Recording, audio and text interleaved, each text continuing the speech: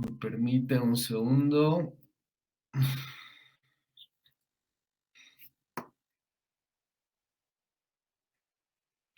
Vamos, veo a Alison como siempre, presente.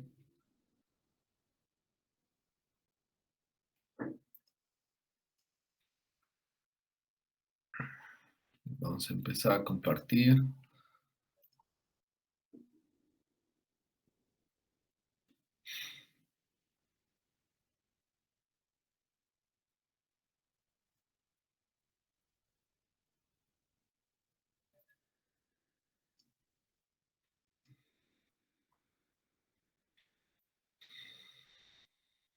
Perfecto.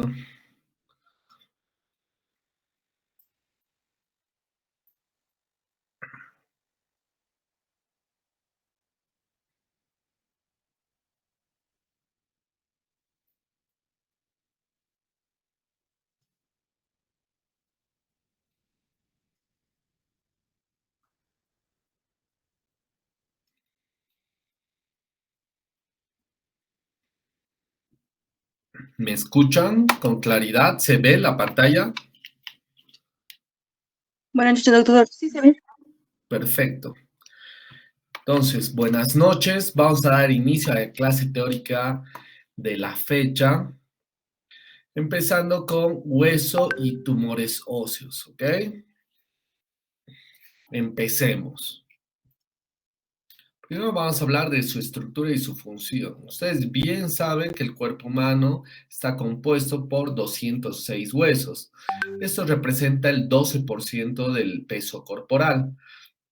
¿Y cuál va a ser la función? Soporte mecánico, la transmisión de fuerza, la protección de órganos internos, por ejemplo, de la caja torácica, el corazón, los pulmones, homeostasis mineral, y también sirve como lugar principal para la hematopoiesis, ¿ok? Se genera todo lo que es la serie roja y blanca. Como pueden apreciar en la imagen izquierda, estas son las partes de un hueso largo. Empieza con diáfisis, metáfisis y la epífisis. La metáfisis es la unión entre ambas estructuras y es importante cuando se aprecia en el cartílago de crecimiento. Entonces, dependiendo de algunas patologías, dependiendo de la edad, puede ser primordial la localización, ¿ok? Empecemos. La matriz tiene un componente extracelular del hueso. La matriz está compuesta de osteoide, un 35%, y el restante de minerales, un 65%. Hay que tener en cuenta que la hidroxiapatita da la dureza de depósito del 99%, está asociada a calcio, como el 85% a fósforo. El osteoide contiene colágeno tipo 1 y glucosaminoglucanos. La matriz, como pueden apreciar en la imagen izquierda superior, puede ser trenzada de una forma irregular o puede ser laminar en capas, como se ve en la imagen inferior izquierda. Ahora, en cuanto a la histología, esta es histología básica, tienen que saber que está compuesto por 3 tipos de células. En la imagen superior izquierda están por los osteoblastos. Estos son células redondas, nucleolo excéntrico, lateralizado, nucleolo evidente, y tiene esa disposición en hileras, ¿no? Como se puede apreciar, en fila.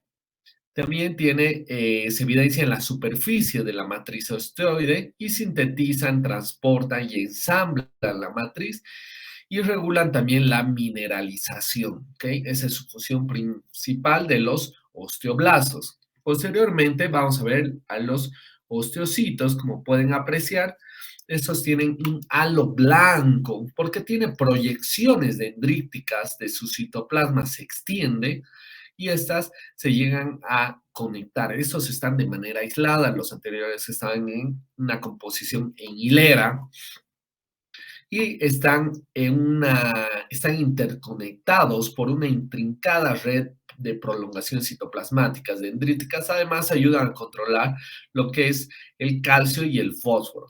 Y por último tenemos esta célula gigante. Esta célula gigante es un macrófago multinucleado Como podemos apreciar, lo voy a remarcar, esta es una célula, tiene 1, 2, 3, 4, 5, 6 nucleolos, ¿ok?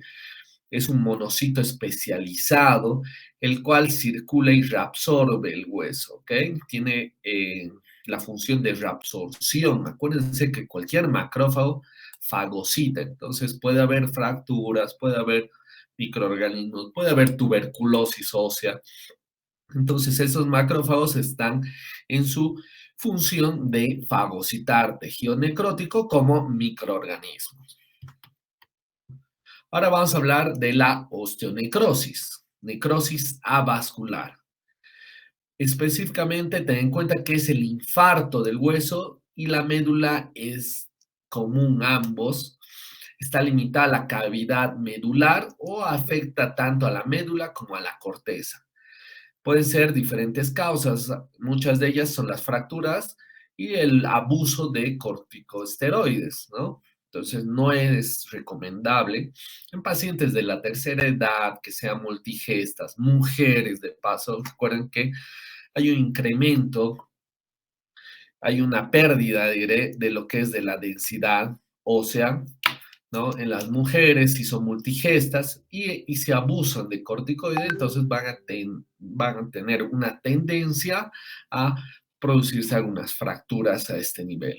Como pueden apreciar en la macroscopía, van a haber infartos medulares, tienen forma geográfica como en la médula. En este caso, podemos apreciar que tiene una forma de cuña, hay un desprendimiento aquí, puede tener igual diferentes formas geográficas y hay un espacio entre lo que es el cartílago articular y el hueso, ¿no? Este espacio negruzco, entonces no debería estar.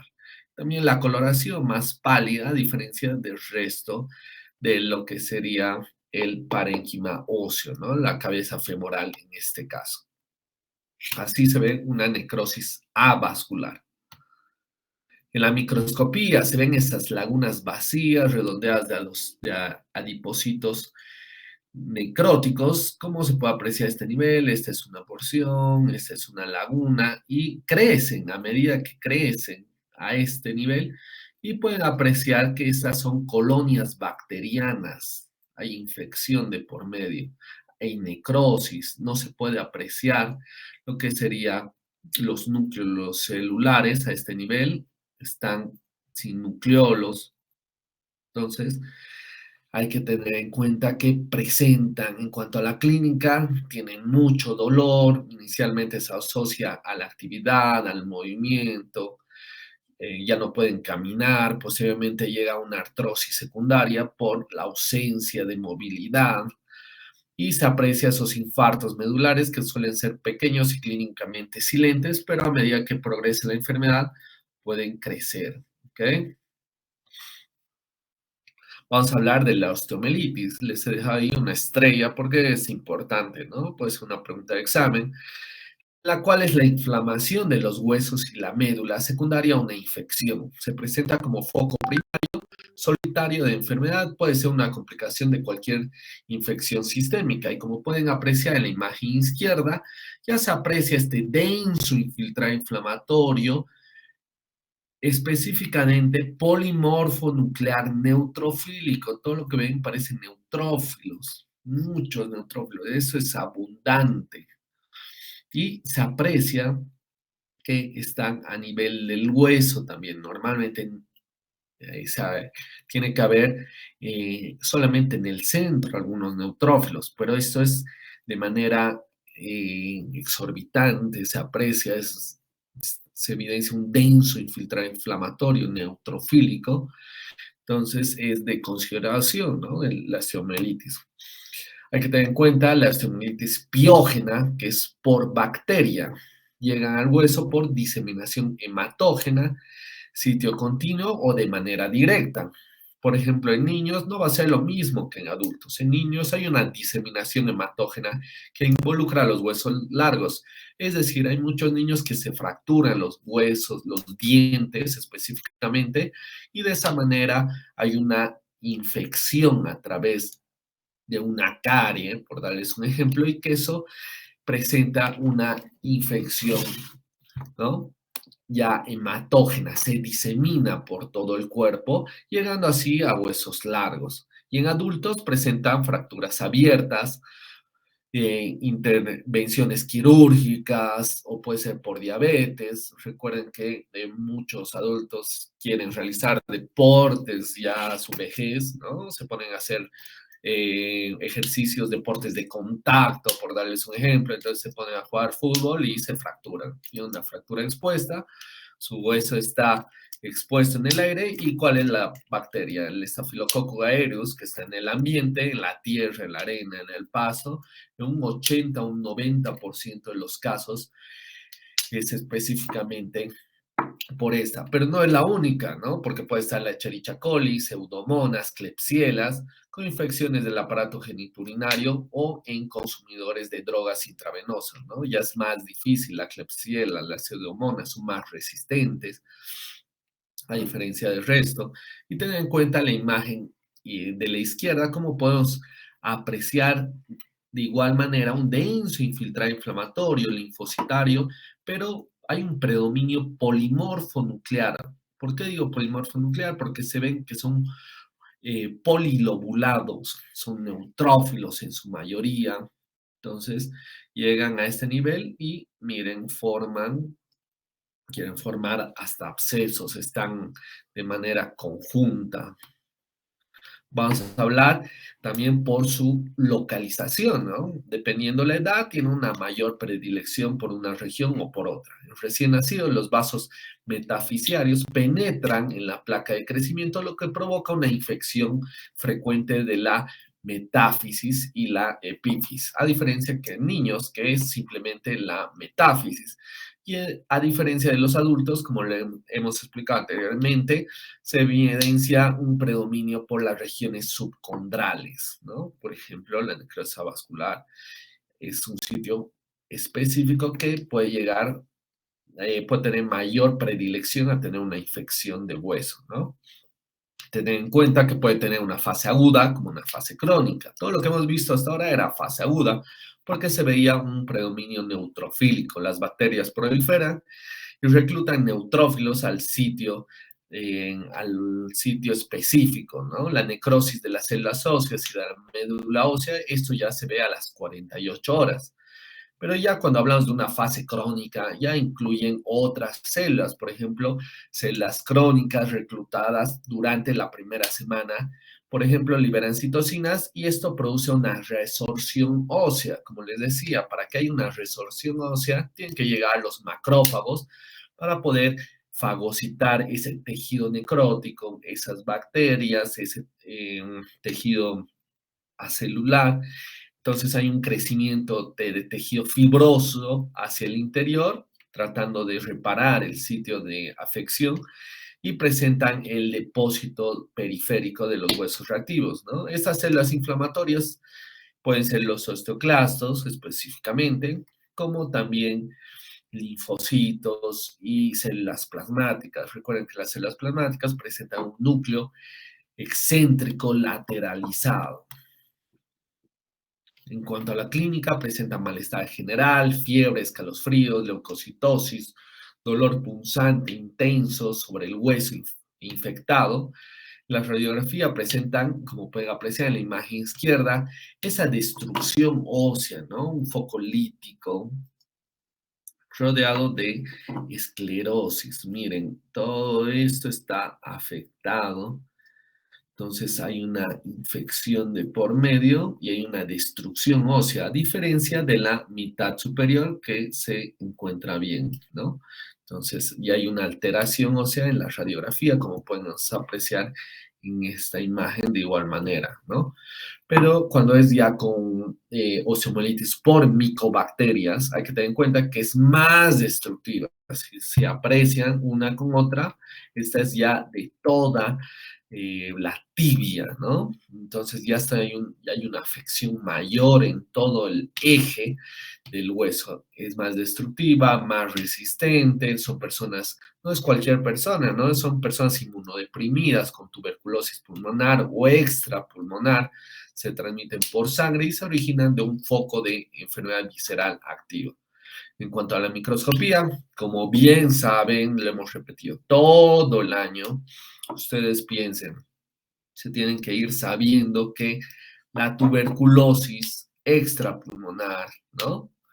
Puede causar a nivel óseo una inflamación crónica granulomatosa, ¿ok? Constituida por células gigantes multinucleadas de tipo Langerhans, además de presentar necrosis central.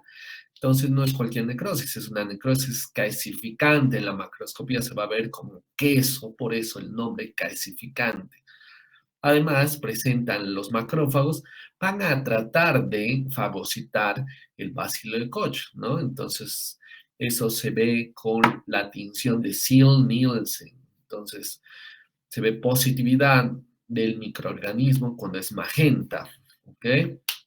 El 40% de los casos de osteomelitis por micobacterias se localizan en la columna vertebral y mucho se asocia a la enfermedad de Pott. Ahora vamos a hablar de la sífilis, ¿no? La sífilis presenta el treponema palio y el pertenuen, ¿no? Puede haber una sífilis congénita, que esto se da en el 5º mes de gestación, ¿no? Y les traigo esta imagen en la cual se evidencia ya una positividad intensa. Todo lo que ven amarronado en la porción izquierda ya se referencia a estas espiroquetas, ¿ok? Entonces voy a separar una de estas, puede ser esta igual me gusta, porque tienen esa forma en tirabuzón. Miren, así se ven. Tirabuzón sacacorchos, ¿ok? Esta forma tiene las espiroquetas, ¿ok? Que es característica, por favor, tómenlo en cuenta. Y eso solo se ve, o sea, se puede ver a simple vista, ¿no? Con hematoxilina y eosina, pero cuando es grosera, ¿no? La infección por sífilis, cuando es muy tenue, se requiere técnicas de inmunohistoquímica, ¿no? Específicamente para sífilis, entonces para el treponema, y se aprecia con una intensidad 3/3 cruces. Se concentra en sitios de osificación endocondral activa y dentro del periósteo para causar osteocondritis y periostitis, ¿no? Hay una sífilis adquirida 2 a 5 años después de la infección inicial, los huesos de la nariz, paladar, el cráneo, las extremidades, especialmente los huesos tubulares largos. En cuanto a la microscopía, el tejido de granulación, ¿no? Porque hay un tejido de granulación, como pueden apreciar, todo esto está constituido por neutrófilos edematizados con numerosas células plasmáticas y hueso necrótico. Puede haber la endoarteritis obliterante. Como su nombre indica, hay una obliteración de las arterias y puede acompañar también a la necrosis calcificante, ¿no? Si pueden apreciar, quiere formar a este nivel, voy a remarcar, como un granuloma. Están de manera confluente muchos de estas, eh, eh, de esas espiroquetas, ¿no? Entonces quieren formar un granuloma y obviamente va a llegar las células gigantes multinucleadas de tipo cuerpo extraño o, en este caso, tipo cuerpo extraño. Porque si fuera TBC sería tipo Langerhans. Ahora vamos a hablar de los tumores óseos. Primeramente, quiero hacer una pequeña introducción, ¿ok? No se puede diagnosticar tumores óseos sin una radiografía. Por favor, les pido que siempre acoplen, añadan información, tanto clínica como radiológica en este caso. Entonces, yo sé que muchos de ustedes no van a ser patólogos, pero el resto tiene y está en la obligación de mandar una radiografía, ¿ok? ¿Por qué? Porque lo tienen al paciente con todos los exámenes, tienen desde hemograma, tienen radiografías, tienen la clínica, entonces, pero el patólogo le llega un fragmento de 1 centímetro, ¿no? Entonces, y ni saben de dónde es. Mandan cómo realizar, por favor, estudio histopatológico de hueso. Ni siquiera mencionan qué hueso. Entonces, por favor, siempre aclaro para todos mis estudiantes, porque el día de mañana van a ser colegas, ¿no? O sea, el día de mañana van a estar trabajando conmigo, entonces, y con cualquier patólogo, y lo ideal es aprender desde ahora, ¿no? Porque el día de mañana son internos y pasados son colegas, y ¿por qué no traumatólogos, ¿no? Muchos de los hombres tienen esa predilección por la traumatología. Entonces, sabiendo eso, empecemos.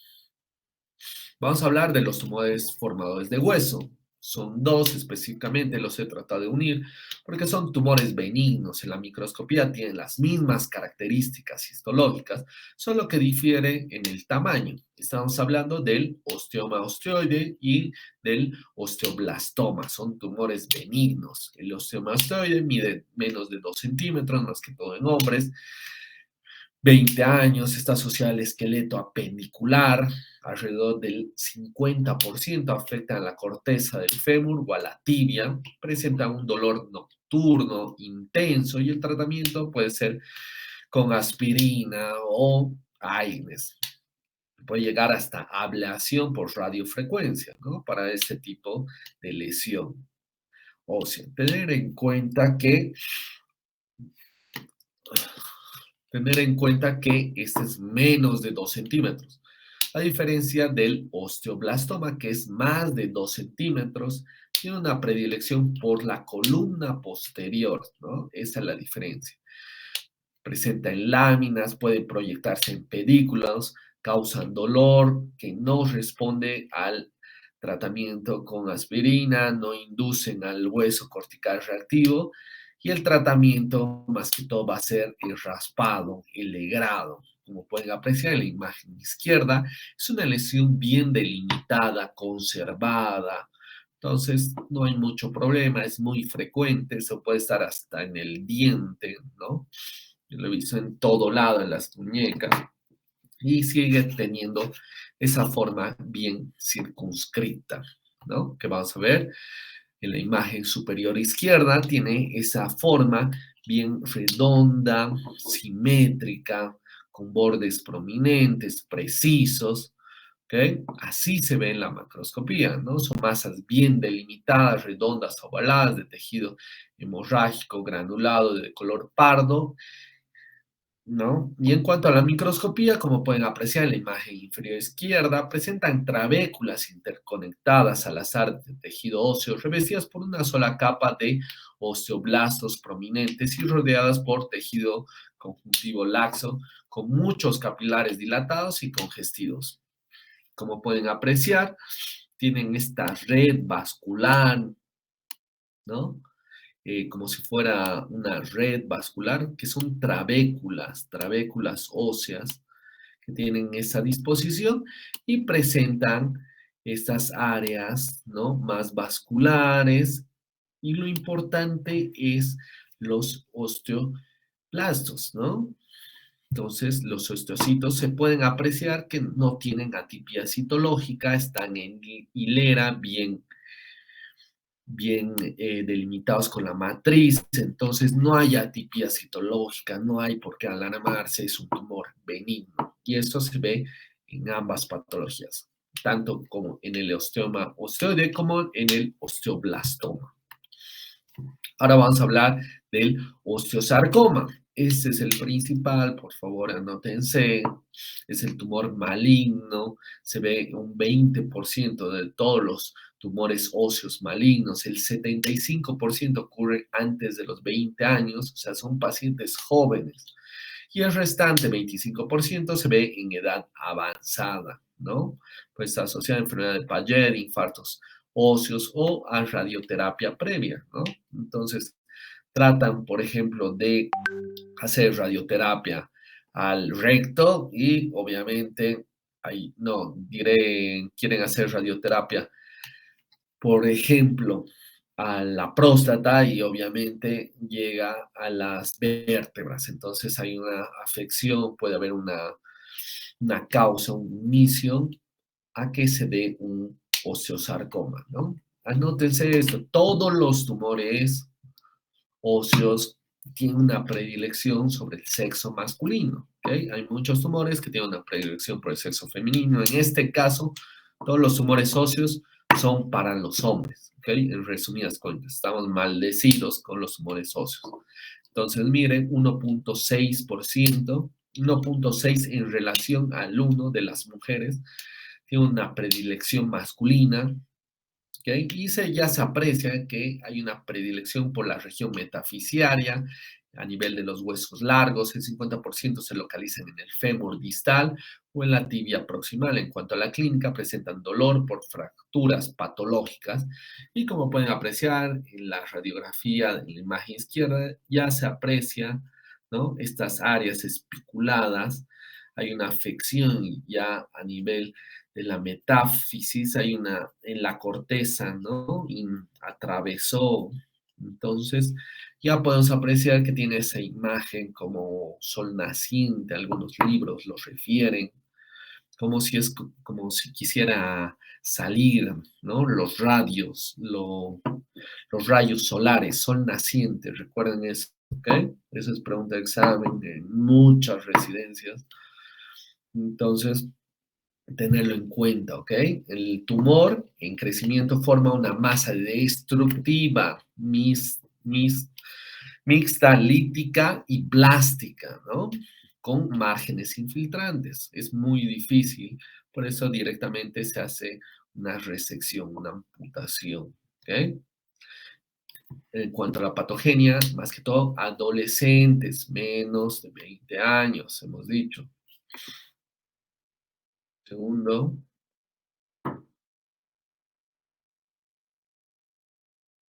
En la adolescencia, menos de 20 años, mayor frecuencia en la placa de crecimiento. Hemos visto cómo está en proceso de crecimiento hasta los 21 años. Entonces, hay una alteración en esa región. ¿Okay? El 70% de los osteosarcomas han adquirido anomalías genéticas, por eso se da en adolescentes, incluidas aberraciones cromosómicas. ¿Cuáles? Aquí les traigo las 4 principales. La primera, mutaciones del RB, están presentes hasta un 70% de los casos y hay un riesgo de 1000 veces mayor de osteosarcoma si presenta esta mutación. Otra es la TP53, que está mutada en la línea germinal de las personas con el síndrome de Linfraumeni, ¿no? La tercera es el CDKN2A, también conocido como el INC 4A, que codifica 2 supresores de los tumores, ¿cuáles? El P16 y el P14. Y por último, el MDM2 y el CDK4, que inhiben la función del P53 y del RB. Entonces, va a haber una afectación a nivel de las mutaciones, específicamente en la primera, ¿no? En la imagen izquierda ya podemos apreciar esta lesión, es una neoplasia maligna de estirpe mesenquimal, acuérdense que es mesenquimal porque nace desde el hueso, y miren, aquí hay una afectación, hace un pushing, está empujando, vamos a cambiar de color a un azul, ¿no? Para que haga un poco de contraste. Miren, hace una imagen en pushing.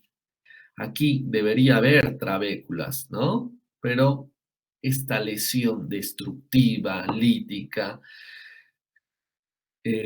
o sea, lo destruye la porción ósea. Entonces, todo esto es tumor, todo esto. Aquí debería haber, esto debería estar relleno de huesos, de trabéculas. Esta porción es lo único normal de lo que se ve en esta lámina histológica, ¿no? Así debería estar con la presencia de trabéculas, pero en este caso, miren, a este nivel ya podemos apreciar esa neoplasia maligna de estirpe mesenquimal constituida por células gigantes, multinucleadas, elevado índice mitótico, ¿ok? Se evidencia pleomorfismo nuclear, hipercromasia nuclear en muchas de estas células. Miren, algunas de estas presentan ya lo que son mitosis explosivas, atípicas, que vamos a ver a continuación, ¿no? En la macroscopía son tumores voluminosos, granulosos, de color blanco grisáceo, que a menudo contienen hemorragias y degeneración quística, ¿no? Algunas de estas pueden apreciarse, ¿no? Estos ya se ve una invasión, esto está bien, esto es lo único bueno de lo que tiene este tejido, no, este hueso largo. Y como pueden apreciar, afecta la corteza, atraviesa la corteza. Todo esto es tumor. No solamente esto, hay áreas de necrosis, esta puede ser otra área de necrosis, hay una afectación a la médula, ¿no? Se disemina ampliamente al canal medular y reemplaza la médula hematopoyética, o sea, a este nivel debería haber médula y solo se ve tumor, ¿ok? Con esa coloración característica porque es formador de hueso. En la microscopía, como les mencionaba, se ve un pleomorfismo marcado, ¿no? Un pleomorfismo marcado, núcleos hipercromáticos grandes, células gigantes, tumorales atípicas, mitosis abundantes, ¿ok? Y no es cualquier mitosis, como pueden apreciar, tiene una mitosis explosiva atípica, como se aprecia la flecha, y no solamente eso, algunas de estas pueden ser binucleadas, se aprecia el nucleolo evidente en muchas de ellas, y hay una destrucción ósea. Esto es lo único que queda de lo que serían las trabéculas, ¿no? Producen osteoide no mineralizado, hueso mineralizado. En cuanto a la clínica, presenta dolor, metástasis ocultas. Más que todo, hay una predilección por el pulmón, huesos como las vértebras y el encéfalo a distancia, ¿no? Tiene ese patrón eh, cordonado en planchas, en sábanas, y el tratamiento va a ser, obviamente, quimioterapia quirúrgico en el mejor de los casos, si se puede hacer una amputación, resección ampliada, con un margen de seguridad apropiado. Y, ¿por qué no? Quimioterapia posoperatoria, o sea, es quirúrgica y posquirúrgica, ¿no? La quimioterapia. Eso es importante. Vamos con el siguiente, con el osteocondroma. Este ya es un formador de cartílago, ¿no? Como pueden apreciar, condroma hace una asociación con tumores benignos. Recuerden, por favor, siempre el sufijo oma hace referencia a tumores benignos. Obviamente no es una regla porque un linfoma es maligno, un seminoma es maligno, ¿ok? Pero muchos de ellos sí, ¿ok? Entonces, en este caso, el osteocondroma es un tumor benigno, más común, en un 85% son solitarios, esporádicos, más que todo hay una predilección por el sexo masculino, una relación 3-1, ¿ok? Está unido al esqueleto por un tallo óseo recubierto por cartílago, más que todo se da en adolescentes, adultos, puede ser solitario, pero en este caso podemos apreciar que son bilaterales. Es un poco más raro, ¿no? Porque normalmente refiere que son solitarios, en este caso pues, están bilateral, ¿no? A los dos lados del hueso. Obviamente el sitio más común es la metáfisis. En la macroscopía son masas de crecimiento lento que pueden ser dolorosas si afectan un nervio o si se fractura el tallo, ¿no? Entonces, es para considerar. Este me encanta, tiene una forma bien de champiñón, ¿no? O sea, de coliflor, tiene un cuello, entonces simplemente se hace esa resección, ¿no? A veces ni se lo toca. En cuanto a la patogenia, presenta mutaciones con pérdida de la función de la línea germinal en el gen X1 y del X2, ¿no? Los glucanos reducidos o anómalos pueden evitar la difusión normal del Indian Head Hud, un regulador local del crecimiento del cartílago. Así se aprecia, puede llegar hasta 20 centímetros, imagínense, es descomunal.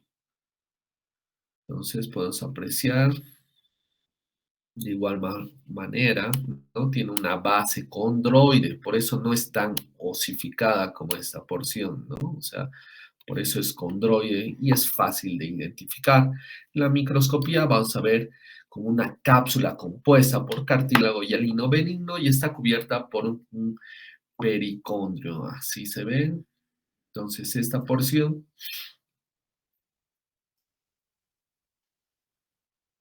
como pueden apreciar, está compuesta por cartílago. Esta porción es la parte más ósea, ¿no? Entonces, el cartílago tiene la apariencia histológica de una placa de crecimiento desorganizada, ¿no? Parece una placa de crecimiento y sufre una osificación endocondral, dando así un hueso neoformado, que es lo que se los he señalado en la parte inferior, ¿no? Quiere osificarse en la porción condroide. Continuamos ahora con el condrosarcoma. Como pueden apreciar, ya hay esa afectación a nivel de este hueso largo. En este caso es el fémur. Miren, todo esto ya se ve alterado, ¿no? Como podemos apreciar, ya va a tener una afectación ósea yendo a la porción cortical del hueso. Recuerden, sarcoma. El sufijo sarcoma hace referencia a tumores malignos. Son variantes convencionales de células claras, desdiferenciadas y mesenquimatosas. Es el segundo tumor óseo productor de matriz maligno, ¿no? Más que todo se da en pacientes de 40 años o más. Hay una predilección por el sexo masculino, una relación 2-1. Este tumor me llegó, ¿no? Justamente igual era a nivel del fémur y se tuvo que realizar una amputación, ¿no? La macroscopía es clara, como pueden apreciar, tienen esas áreas bien mixoides, bien gelatinosas, muy de cartílago, ¿ok? Entonces, eso es importante. Presenta variantes de células claras, mesenquimatosas, a los 20 años, ¿no? Hay una afectación, más que todo a nivel del esqueleto axial, específicamente la pelvis, hombro, las costillas, a diferencia del encondroma, ¿no? Que es benigno, endocondroma. Las extremidades distales rara vez están afectadas, ¿no?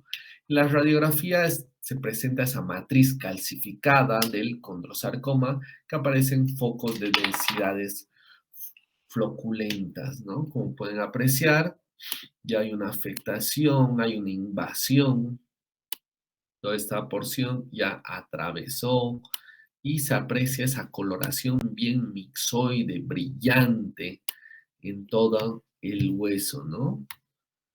Se ve de igual manera en las dos porciones, hay una afectación, una predilección de la metáfisis, como se puede apreciar a este nivel, y en esta porción igual un poco, ¿no? La cabeza del húmero. Entonces, en cuanto a la patogenia, el condrosarcoma múltiples presenta mutaciones en los genes del X, ¿no? Tener en cuenta que los condrosarcomas esporádicos y relacionados con la condromatosis pueden tener mutaciones del IDH1 y del IDH2. Como les decía, en la macroscopía son tumores grandes, voluminosos. En mi caso tenía un diámetro de hasta, no sé, de 40 centímetros, la parte de su fémur, de un niño de 17 años, si mal no recuerdo, que nos llegó al gastro. Entonces, miren, atravesó lo que es la corteza, ¿no? Atravesó y toda esta porción tiene esa coloración como en nódulos, quieren formar ahí ese es otro nódulo, ¿no? Quieren formar múltiples nódulos, son nódulos de cartílago traslúcido, de color blanco, grisáceo, brillante, la matriz a menudo es gelatinosa o mixoide, como les decía previamente, y puede mostrar una exudación en la superficie del corte, ¿no?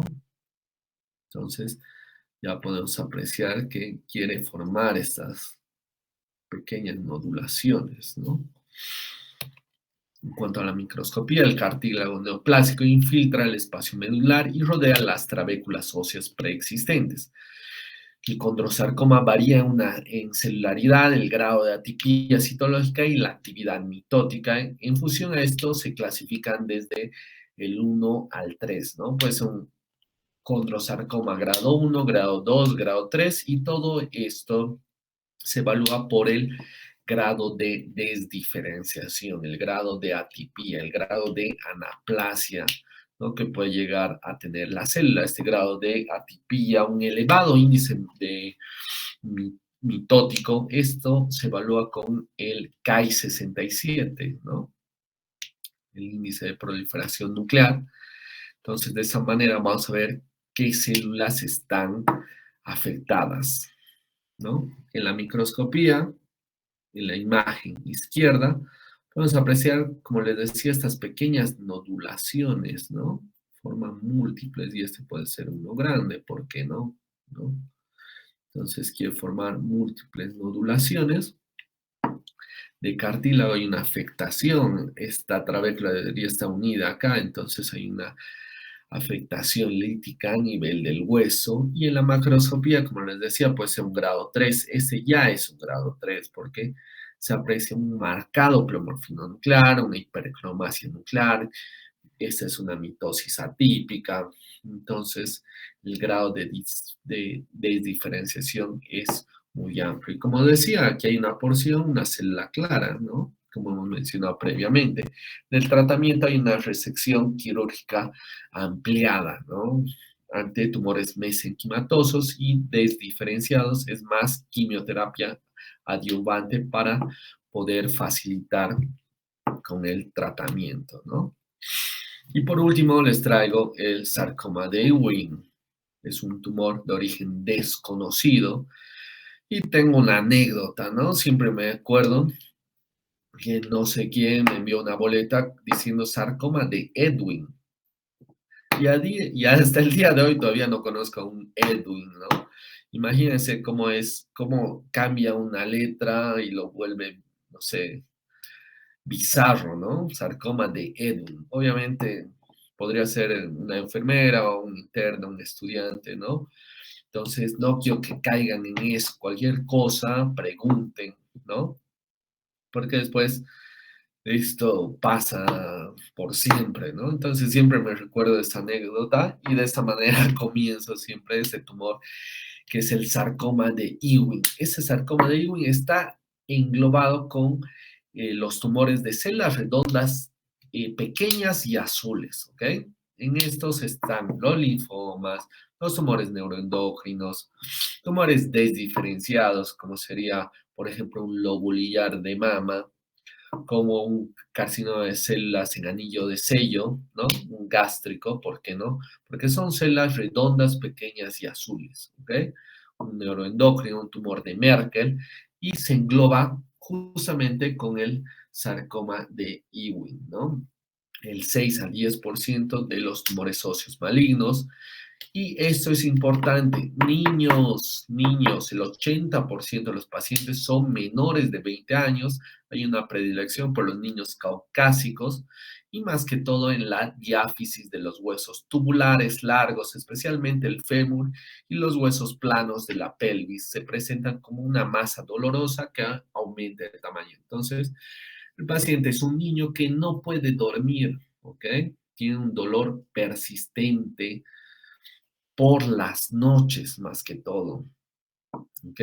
Entonces es una masa que aumenta de tamaño y como pueden apreciar ya hay una alteración, atraviesa la corteza y se ve de esa manera, ¿no? Doloroso, está caliente, otro signo importante, que esté caliente, porque muchos de ellos hacen referencia a una infección, ¿no?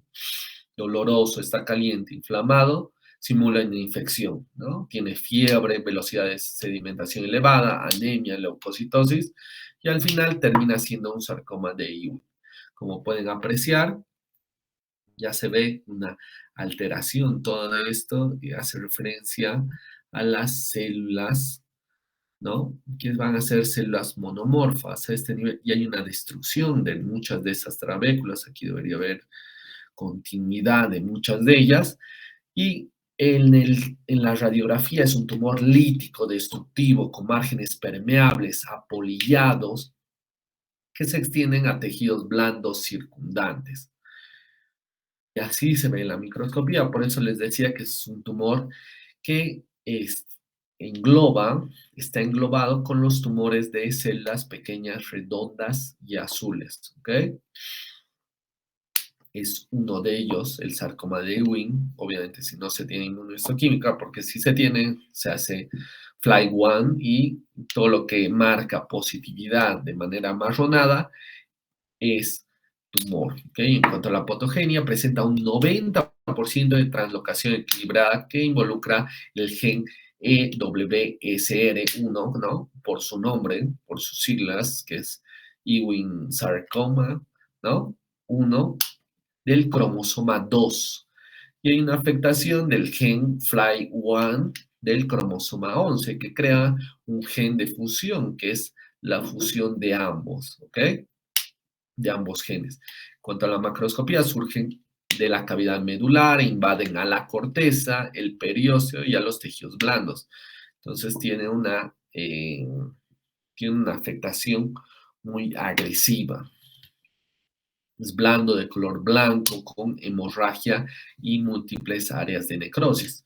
Como pueden apreciar en la imagen izquierda, se evidencia ese tumor con el núcleo predominante, un citoplasma escaso, son células monomorfas del mismo tamaño, por eso les decía que son pequeñas. ¿Okay? Y en este caso ya se ve planchas cubiertas, sábanas constituidas por células monomorfas, todas son redondas, ovaladas, uniformes, con escaso citoplasma claro, ¿no? Haciendo referencia a su nombre. Y eso obviamente, si no me dicen que es de hueso, ¿por qué no podría ser un tumor neuroendocrino, ¿no? Porque tiene mucha similitud, puede tener esa composición, ¿no? Característica con la cromatina, gránulos, sal y pimienta, ¿no? La microscopía son células pequeñas, redondas, uniformes, con citoplasma escaso, que pueden ser claras debido a la abundancia de glucógeno. Pueden presentar rosetas de Hammerwright, que son grupos de células redondeadas con un núcleo fibrilar central que indican la diferenciación neuroectodérmica. Y pueden apreciar, ¿no? Que tiene esa cromatina característica, porque, miren, esta puede ser un gránulo de pimienta, otro de pimienta, ¿ok? Haciendo referencia a esa cromatina en sal y pimienta, ¿ok?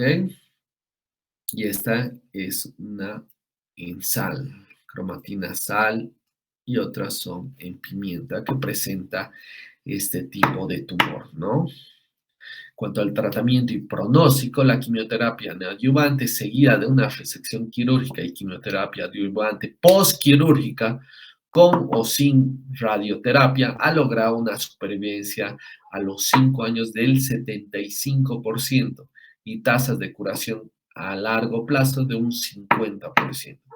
Por ende, el tratamiento tiene que ser rápido y oportuno para tener un buen pronóstico del paciente. Acuérdense que son niños, entonces hay que darles prioridad en este tipo de casos. Con eso es todo. ¿Tienen alguna duda, pregunta? Espero que les haya gustado todo lo que refiere a tumores óseos. Entonces, si no hay más preguntas, ¿tienen alguna pregunta? Vamos a ver, vamos a dejar de compartir. Stop presenting, aquí está.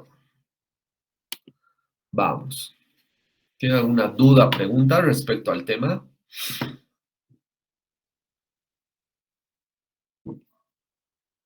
No hay preguntas. Alison, me vas a hacer recuerdo, te voy a poner puntos de participación por asistir a la teórica. Está bien, doctor. Ya, ¿hay alguno más de mi grupo que me esté olvidando? Ninguno más. Si no hay más preguntas, damos por finalizada la clase teórica de hoy y nos veríamos el día lunes conmigo. ¿Tienen una duda, pregunta? Claro, doctor. Entonces, descansen, buenas noches.